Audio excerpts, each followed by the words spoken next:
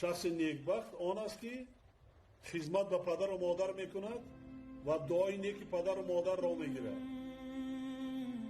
رسالتش به درجه است که مرتبهش از طاعت عبادت، از زیارت خانه خدا، از روزه و نماز از همه بالاتر است. بالا میست. روزه و نماز ای کنی، طاعت عبادت کنی، خانه خدا زیارت کنی، لیکن پدر و مادر خدا تا مهربانی نکنی، دعای نیک نگیری، همه این چی هیچ است.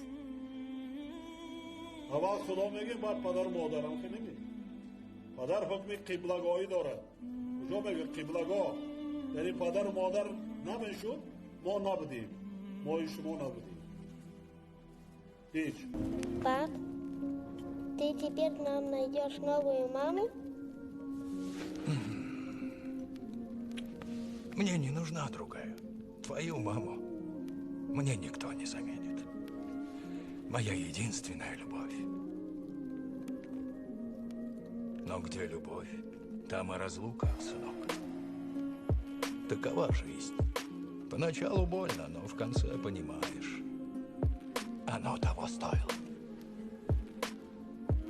Нет большего счастья, чем любовь.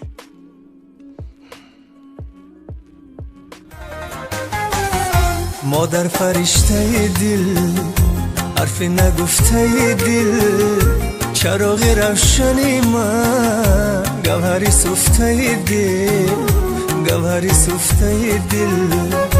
مادر فرشته دل، حرفی نگفته دل، چراغ روشنی من، گوهری سفته دل، گوهری سفته دل.